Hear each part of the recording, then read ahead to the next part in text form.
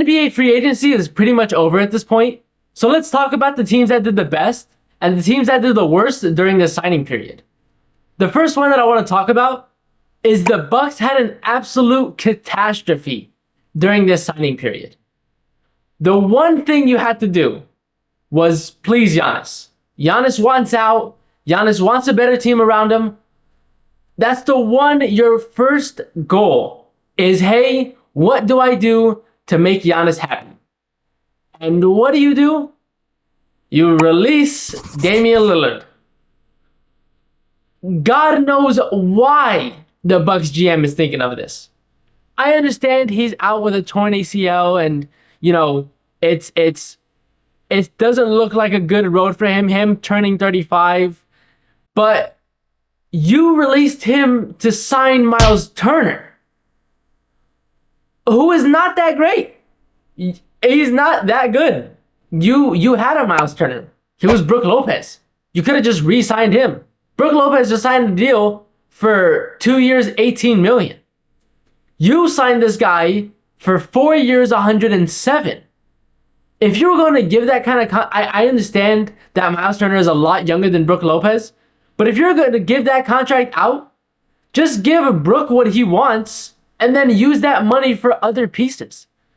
And then also, you focused on re-signing your players instead of getting new ones. You re-signed Gary Trent Jr., you re-signed Kevin Porter Jr., you re-signed Taurean Prince. Your team wasn't this good this year. You can't run it back with the same crew and think, oh, we're going to be better. It doesn't work that way. And you don't have a secondary scorer alongside Giannis. Who are you going to rely on? Kyle Kuzma? I like him. He's a good scorer, but he's not a secondary option. You guys botched this whole free agency. Aside from the Bucks tanking their franchise, the Rockets had a masterclass of an offseason. They, of course, traded for one of the best players in the league in Kevin Durant.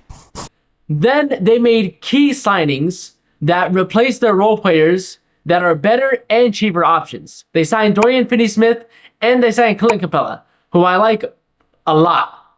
And then they kept their main players. They kept Amen Thompson, they kept Alperen Sengun, they kept Jabari Smith Jr., and they kept Fred VanVleet. So you got your roster from this season and then just made it better. You got rid of Dylan Brooks and then replaced him with Dorian Finney-Smith, who I think is a better defender and scorer. You took Jalen Green and you made him Kevin Durant, who is years above Jalen Green regarding scoring. The only thing that I still don't know about the Rockets is they need a playmaker. They need Chris Paul, who is still a free agent at this point, at the time that I'm recording this. But if they can sign him, I'll write them down as title favorites. I would like that team a lot going into the season. Another team who had a great free agency was the Nuggets, and they were very sneaky with their moves. The first thing they did, which was probably the best thing they did, was they traded MPJ for Cam Johnson, who is arguably the same player, but does not have an ego with him and is a cheaper option. You trading MPJ led you to signing Bruce Brown and Tim Hardaway Jr. And then with the more cap space that you got, you traded Dario Saric for Jonas Valanciunas, a solid backup center, especially with how the Nuggets play. So now you don't have to worry about Jokic going on the bench and, oh, I'm going down by, I'm a minus 10 in the plus minus.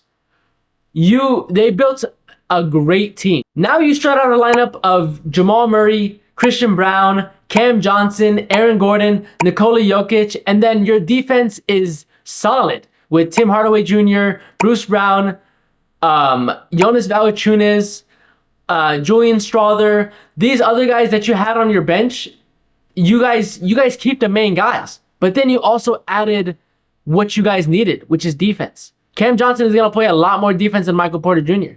Bruce Brown is going to play a lot more defense than whoever else they had. Tim Hardaway Jr. is a solid spark plug off the bench. The Nuggets had a tremendous offseason, and I think they put themselves back into title contention. They saw, hey, Jokic is going into his 30s. We need to capitalize this now. What the Bucks should have done, the Nuggets did. And hats off to the Nuggets organization. The team that doesn't get much love, though, is the Atlanta Hawks. You look at their moves, and they made great moves. They traded for Kristaps Porzingis, which is a perfect pairing for Trae Young. Then they signed Nickeil Alexander-Walker. Great defensive piece. And just a good player that can play point guard when Trae Young is off the bench. You pair Nickeil Alexander-Walker and Dyson Daniels in the backcourt, and you create one of the most lethal defensive backcourts ever. Probably even as good as Avery Bradley and Marcus Smart were on the Celtics. Then they signed Luke Kennard, which is a great pickup, I think. A solid sharpshooter that, can really advance his game playing off of Trae Young. Karis LeVert is not on your team anymore, which is not bad. He had the ball in his hands way too much. But they're not going to be title contenders at all. I know the East is wide open, but they won't be title contenders. But they did do very well by Trae Young. They said, hey, we think you can be our number one guy. We believe so. You have to make us believe it this season. We got you, Kristaps. We got you solid bench depth. You still have Zachary Reese. You have a good team behind you. It's up to you to move up into that superstar level that we're expecting you to be. And lastly, we probably have the worst team in free agency, and that's the Los Angeles Lakers. You're telling me that a team that sold for $10 billion, that has Luka Doncic and LeBron James, and Bronny James, I'm joking, but you have such a good team and organization that the first person you call is Jake LaRavia? I like Jake LaRavia. I think he's going to be a solid piece. But why? Why is he your first call? Your first call should have been a center. And whether it should have been Brook Lopez or Clint Capella or another center, that's got to be your first call. That was your main weakness. In your last game of the season, Rudy Gobert dropped a 20-20 game. I don't think I've ever seen this guy have 20 points. You guys, as a Laker fan, I'm speaking as a Laker fan, it was a terrible showing. And we lucked out by getting DeAndre Ayton, which is a beautiful piece for the Lakers. But outside of that, you didn't make no trades. LeBron is not coming back next season. Whether he's retiring or he's moving to a different team, I think he's going to retire. You're not getting Austin Reeves back because he's going to sign a $200 million deal somewhere where some team will offer him a boatload of money. So those are two pieces gone. Then you still have to re-sign Luka. You still have Rui Hachimura that's going to be a free agent. All your main guys are going to be free agents and are going to get off the Lakers for more money. In this offseason, what I think should have happened was you pair Austin Reeves and Rui Hachimura for a top-level center. Austin Reeves he's the best third option in the league, but if he's your third option, you're not winning a championship. Rui Hachimura, a great trade piece.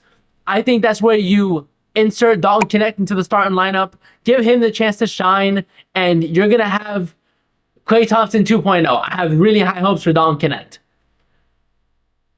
But you guys have to capitalize on this. You guys we're in such a rare spot that we needed to capitalize on this offseason this year. There were so many superstars on the market, so many players that could have been Lakers, so many great pieces that the Lakers could have had. And I'm pretty sure that those players wanted to be a Laker, because who doesn't want to be a Laker? But a terrible showing for Rob Pelinka and the Lakers. Terrible. Let me know what you guys think in the comments. All that being said, I hope you guys enjoyed the video. Please like and subscribe, and I'll talk to you guys later.